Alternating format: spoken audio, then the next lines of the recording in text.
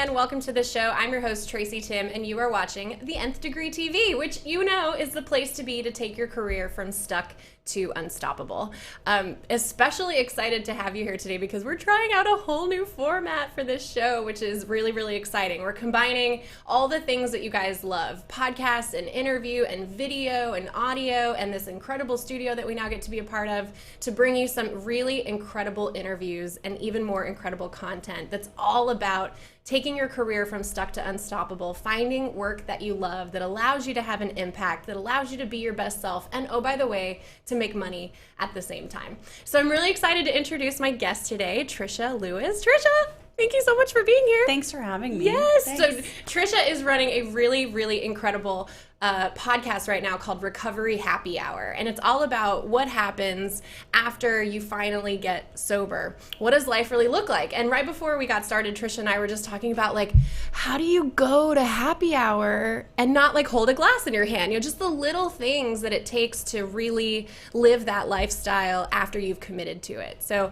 I'm so excited to have you here, especially to talk about core values and how that's really been a part of your journey. But you know, everybody knows a little bit about me, so let's start with a little bit about you. Could you start with your background and kind of how you got to where to here? So my name's Tricia Lewis, and I've actually just started this podcast, Recovery Happy Hour, in July of last year of 2018. Yeah. And the idea came to me when recovery podcasts are amazing. That's one of the things that helped me get sober 2.5 years ago. But there was a hole that just something was missing. It's like, okay, now that I've learned how to not drink, what's next? Because you can't live your life just like focusing on the fact that you don't drink. So then you're just focusing on what's missing and not all the opportunity that's made available to you. So I started a podcast to share other people's stories, to talk about life beyond the bottle. Okay. Now that you're sober, what now? You know, let's think about what we were drinking over. What are we really starting to heal? Let's look at sobriety as a culture and not just recovery. There's a lot happening in the world of people that are choosing sobriety as a lifestyle choice and not necessarily an affliction. So this is more of a big picture podcast. I do interviews almost every week with people all over the world and help them articulate and share their stories and bring it to people who just need to know that they're not alone. It's so beautiful. And now, because you've provided such a really incredible platform and foundation for people to share their stories, people are asking about you and your story, and you're kind of having to open up for the first time. And I'm so thankful that we got to meet before this and that we got to talk about our individual stories and just really kind of open up about it. So would you mind taking us there and just kind of walking through that history and really the transition point where you kind of woke up or became aware that what it sounds like is that, you know, when you're living out of alignment, when you're, you know, you have as you put it, an affliction of some sort where you're numbing or you're spending time, you know, doing an activity that's really keeping you from reality and what your real values are, there's a disalignment and you have to A, address it and B, be okay with it, and then C, do things about it. So kind of, if you don't mind, like, walk us through that story and what that arc looked like. I've always been an overachiever and a perfectionist. Preach. And a people pleaser. And just a super high functioning alcoholic. And there's a lot of us. I feel like we really represent the majority. There's this stigma that anybody who is an alcoholic or who has a substance, abuse disorder or whatever you want to call it, that they look like the homeless guy under the bridge with a paper bag. And that's just not the case. So many of us are high achieving, successful, high functioning people that are really good at making it look like we have it together. Wow. And that works until it doesn't. I have a 20-year career in the restaurant industry.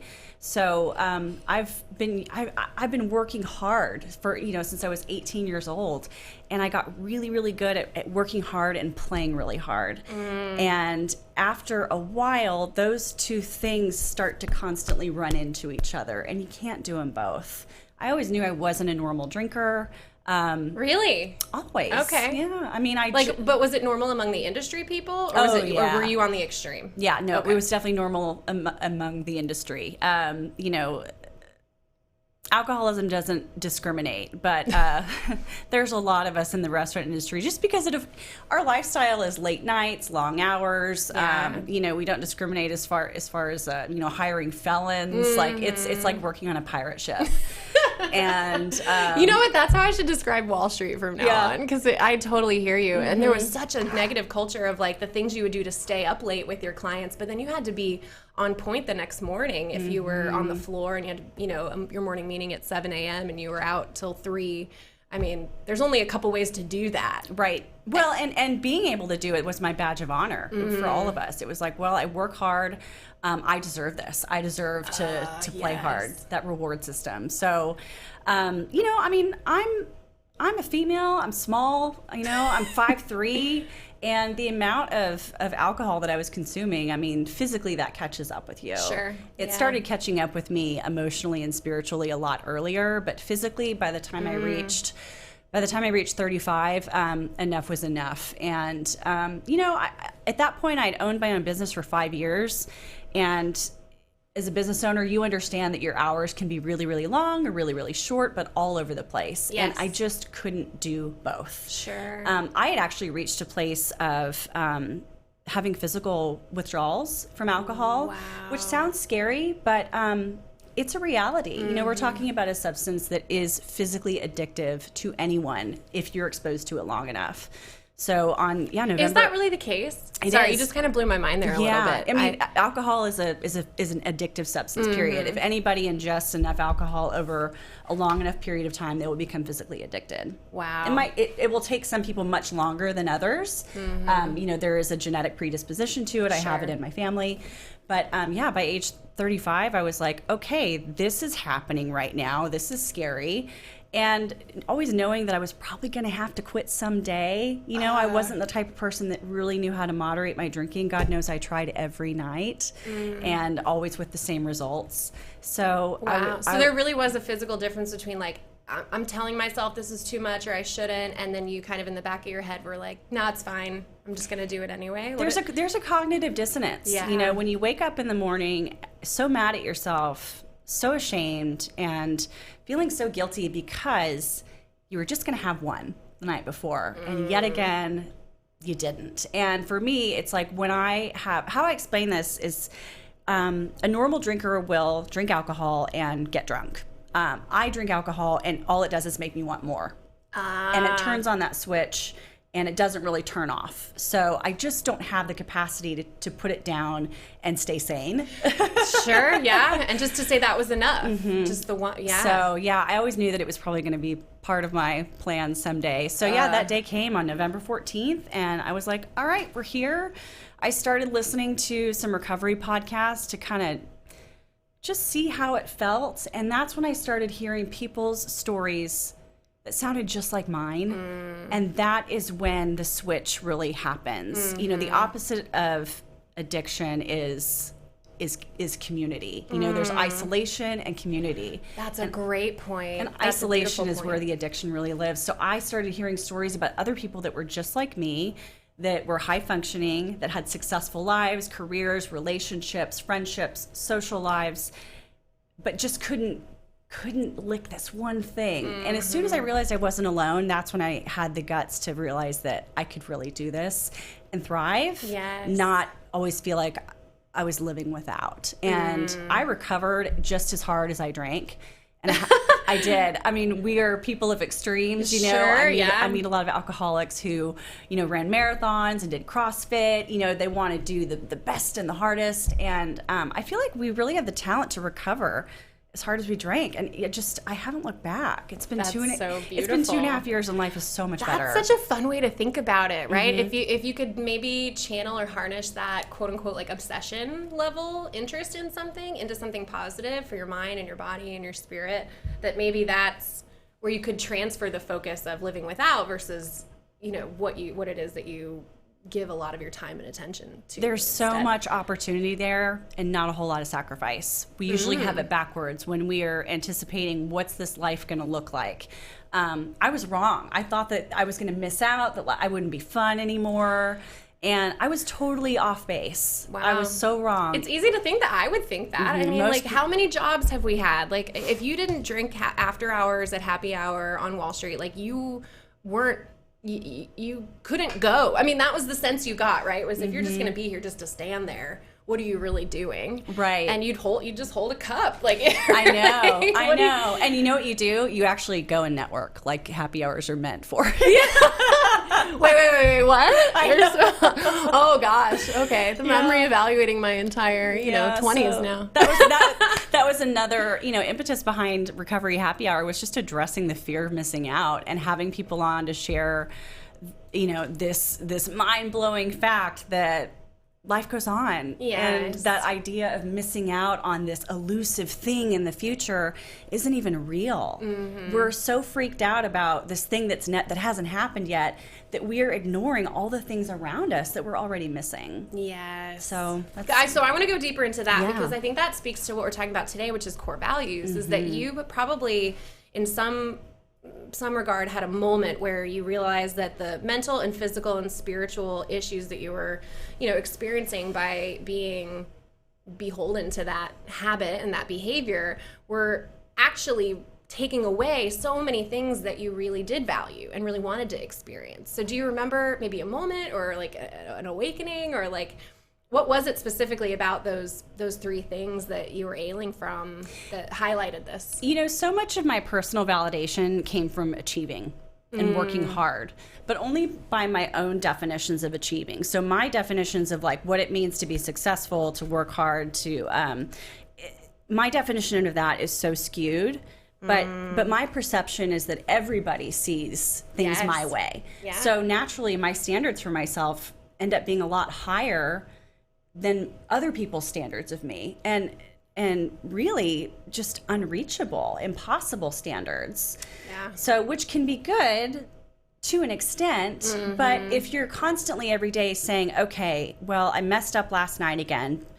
I drank too much. I've got this terrible hangover. But you know what I'm going to do to make myself feel better and make it look better is I'm going to work even harder today to prove that, to balance it out, to prove that I don't have a problem and that, just kidding, that thing that I did doesn't matter because look at all this other stuff I can do.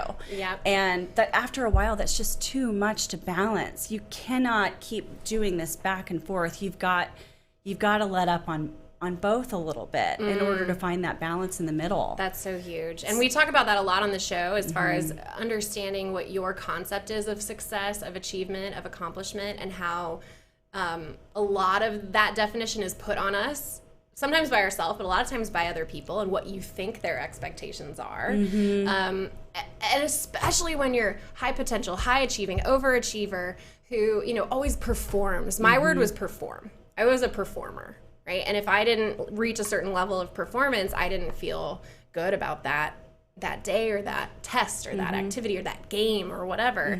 But then I realized there were so many other values that I had in life beyond that that I was missing out on by hyper-focusing. Right. Well, if that's what you establish your self-worth from, yes, that's why you crave that. But it's also easy, well, not easy, it is possible to change where you get your self-worth from and not always need it from achieving. Yeah. You can get that sense of self-worth from helping other people. I sort of started to shift over, and especially after I got sober, and you start to realize that helping other people get sober is what keeps you sober, getting to help people feel less alone, that really becomes more of your focus than not drinking. Yeah. But when you do that, I started striving less and serving more. That's the balance. It's like, it's not about the grind. It's not about like working hard just for the sake of working hard because this looks good, because this validates me.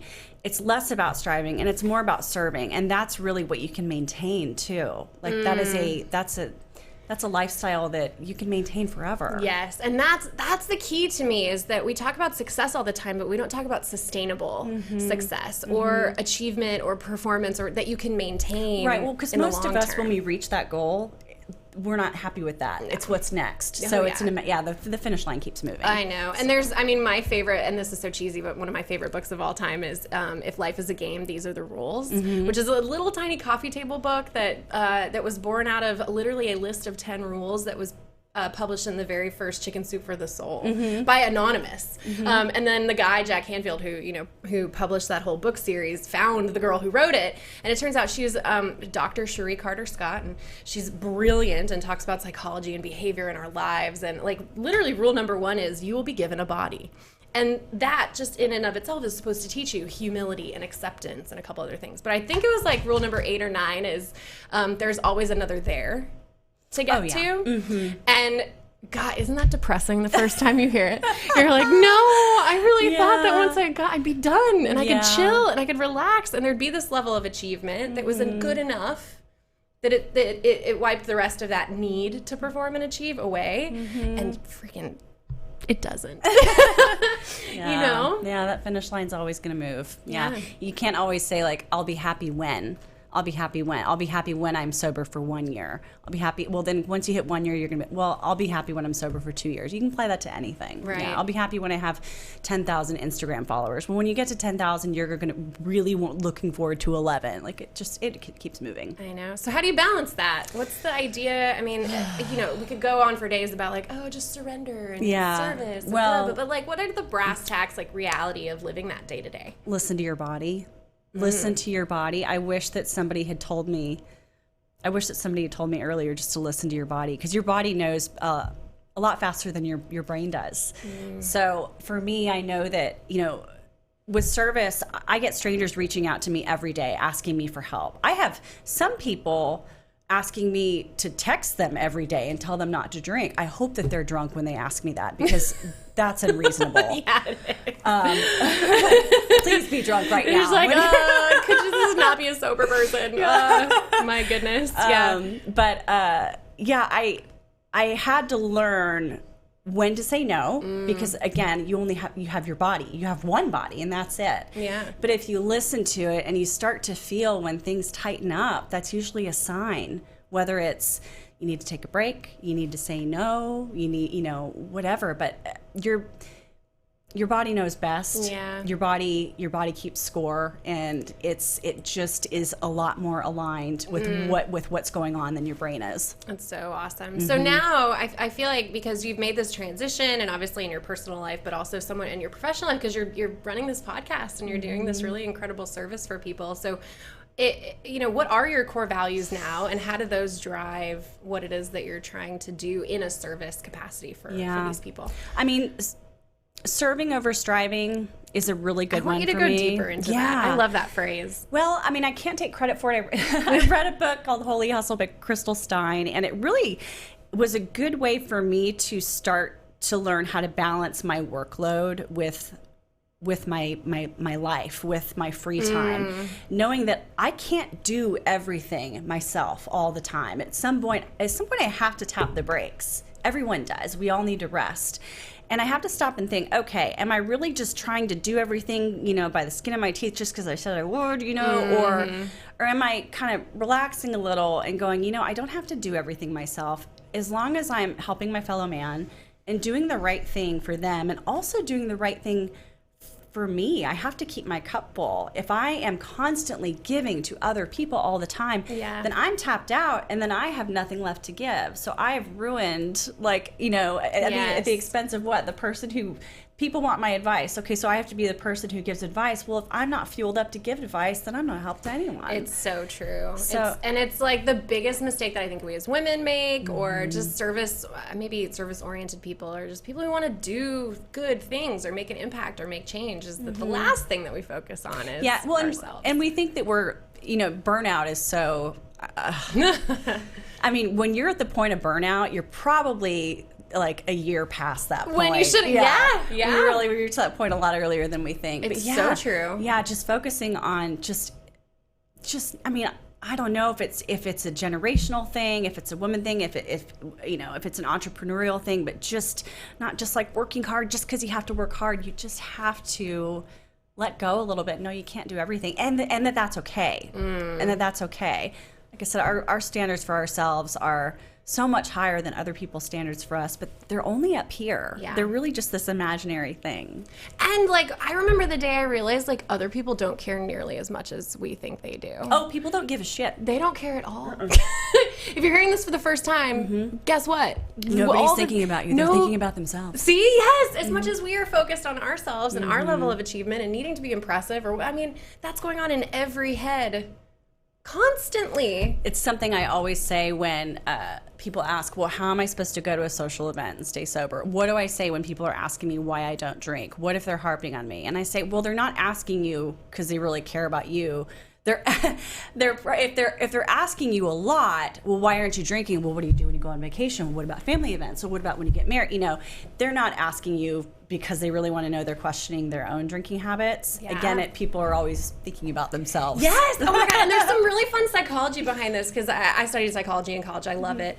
And this was my understanding from, you know, the sort of like evolutionary psychology perspective, is that we are safer in groups and we feel more comfortable in groups, and That's quite our frankly, survival. like, exactly. So like if there's a saber-toothed tiger and 10 of us together who've agreed that we're all going to watch each other's backs, there's a way better chance that we all survive that, as opposed to one guy over here doing his own thing. Yeah. Right? And so even as a society, we want to pull people back in to the norm or to the way we do things, because A, it's ingrained in us, but B, it makes us feel better about the choices that we make. Yeah, it keeps us safe from a deep abandonment issue.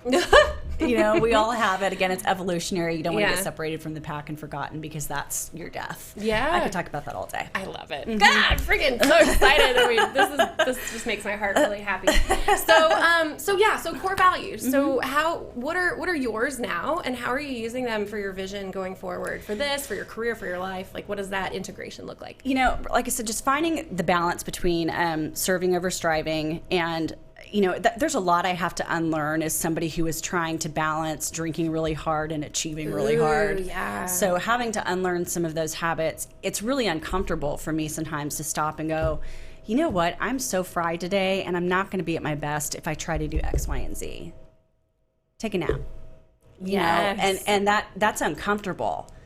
You know, because overachieving is what I'm used to. The unlearning process is something that I want you to talk more about, because I went through the same thing, because the gold standard on Wall Street was like, you get there, especially if you're on the floor, right? It's your physical presence. So you get there at 6:30 or whatever, morning meeting at 7:30, and you're physically seated in front of your 4 computer screens until 6, 7, 8 at night, until, you know, the most senior person leaves, and then you can leave.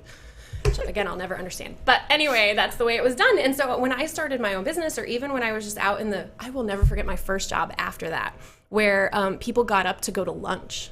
And I was like, what, where you go? Like, I was just so glued to my, and they were like, yeah, we're going to go to lunch. And I was like, oh, okay, we'll have a good time. And they were like, well, aren't you coming? I'm like, well, you didn't invite me, because, again, the code of Wall Street was like, you're not invited unless you're invited. Right. Like, you have to unlearn so many of those habits that were ingrained from your first job, or from your first, maybe your first relationship, maybe your first experience with something that was addictive. And well, and I'm guessing that you didn't get any medals for not going to lunch.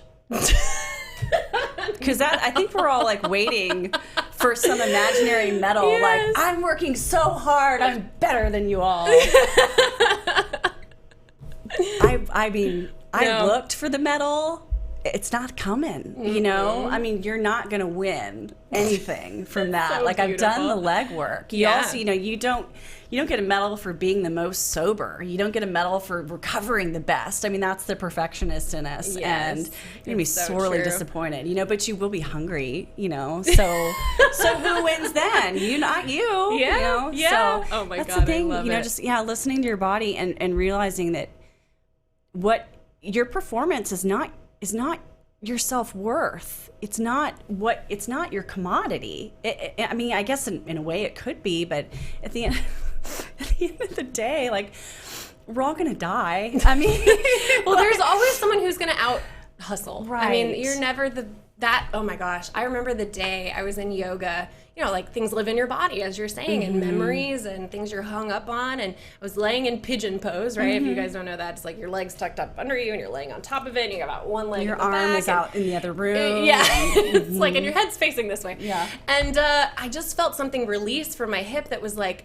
it immediately made me cry. And it was this thought that I always had to be the best.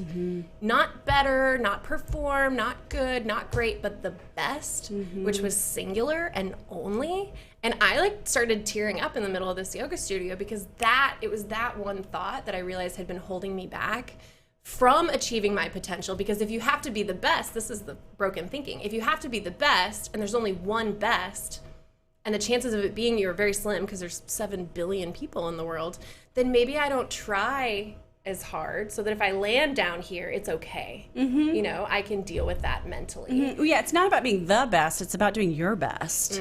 That's really all you can do. And you know, on social media, there's a lot of, you know, recovery celebrities, and it's all about me, and my story, and I want to be in the spotlight, and I want to be on the stage, and I want to have the show, and I want to be the keynote speaker. And I think that's another thing that I had to learn, was that to swallow my pride and know it's not about me, it's about helping other people. I heard this great metaphor that if there's a stage and people are watching and everybody wants to be on stage giving the keynote speech under the lights. Well, after a while, all you've got is a bunch of people on a stage screaming and you can't hear anything. And what's left? Like people out in the dark, in the corners, who are out of the light, who need to hear the message. And I have to stop and think sometimes, like, that's what's more important to me, not about what light is shining on me, what people are saying about me, how well I think I'm doing something, but really just like digging into my heart of hearts and trying to serve the people who need to hear what I have to say. Which takes humility. It really does. And I remember when I first got into, like, quote unquote, the speaking industry, and people go around calling themselves speakers. I'm a speaker. Well, speaking is just a modality for delivering a message, right? So what's your message? Right. Yeah. I heard so many people say, like, I want to be a keynote speaker. I'm like, what do you want to talk about? I'm surprised at how many awkward silences there are. It's the same with, like, I want to start a podcast, or I want to have a TV show, or I want to have a whatever. I mean, all of that goes back to, like, do you have something to say? Are you in touch and in tune with your core values? Are you living them out? Are you in alignment? Or is this just another thing that you think is, but really isn't? Yeah, getting honest with yourself is really the key to all of this. Yeah. It's just being honest. So how did you, like, land on what's core to you and what really matters to you, and how do you live that out every single day? Truthfully, like, in honesty, with authenticity. What does that really look like? I'd say, how did I land on that? It was just survival, you know, just really physically knowing my limits. Same. You know, and sometimes I think for a lot of us, that's where we have to go, right? I always want to help people sooner, because, like you said, if you're at that point, it could be a year prior that you really needed the help. But yeah, that was the same for me too. Yeah. So survival. Listening to my body, understanding, like, you know, it's going to tell me what to do. And, you know, I always have to go back to, again, what's going to keep my cup full and what's going to help the most people. And those are the two things that sort of accomplish something and keep my ego out of it entirely. You know, if I can just focus on those two things, like restoring and helping. And those two things work really well together. And again, if I can just keep my ego out of it, then we're all good. You know? I know, it's not the truth for, like, all of us. I know. It's like the minute that I, you know, worry about, like, sometimes we have great messages and I just, like, I'm so excited about the thing or the person or the whatever, and it gets, like, you know, 20 views on YouTube or whatever, well, right? We think we have a great idea, and then it's so unique, and, like, we're the first person to think of this thing. You guys, I can't wait to tell you about this thing. And it turns out there's no unique ideas. You're right. We live in here, and you know, we're the only ones that see it, and yeah, that's just where it's. Yeah, and I think what you're doing beautifully is identifying what is real, what is true, what is core, and it's consistency of that message. So the fact that you're there week after week supporting people, week after week highlighting stories, week after week celebrating the small wins along the way, that's the only way that I've found to make any of this work. Yeah, to keep it manageable. Yeah, bite-sized chunks. I mean, let's go back to, like, the principles of sobriety, one day at a time. I mean, that principle, whether you're in recovery or not, that principle works for everything. You have to take everything one day at a time as it comes to you. That's the best way to keep up with things energetically, and that's probably the most efficient way to accomplish any goal. I love that. And yeah, if you're thinking about, God, that sounds like really overwhelming or intimidating of an idea to just live my life in alignment with my core values, and it's every single day, and what are my core values? I mean, it's one day at a time. It's one decision at a time, right? If this is true, if, for instance, like, and I've shared this a lot this year, my number 2 core value this year is beloved. It's all about love and coziness and all the words underneath that word. When I put that together, like kittens are under there, and it's just little things. But I met somebody and I prioritized time with him because it's my number 2 core value. So if I decide we're gonna go to dinner and I'm not gonna work the extra 2 hours, like I can feel really good about that decision most days. When I don't go back to my old way of thinking, when I don't go back to my old habits. But it's every day and every decision, and you don't get every one of them right. No, and you also don't have to know the answer to every decision right away. It's okay to say, I don't know, and wait until the decision comes to you. I don't know that this feeling of urgency that we all feel to have to know everything and to have an opinion on everything and have to decide yes or no on everything. I don't know where that sense of urgency comes from, because you don't have to know everything all the time. It's okay to say, I don't know.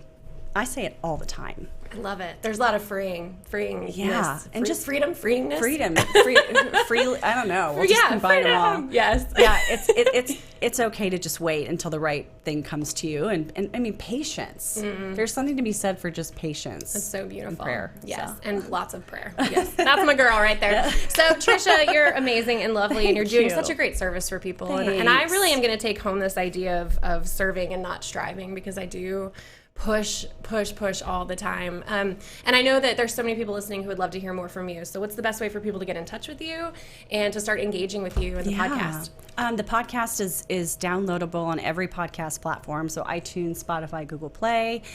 You can follow me on Instagram at Recovery Happy Hour, and recoveryhappyhour.com is where you can learn more about upcoming events. Yay! Well, you heard it right here, you guys. I was so excited to bring Tricia on for today's show because she's such an inspiration to me, and she's got such an even deeper message that's going to continue to come out over time. That is just so inspiring, so helpful, so service-oriented, and really highlights the true nature of her core values and what she believes and strives for every single day, or serves for every single day. So thank you so much for watching. We will see you on the next episode of The Nth Degree TV.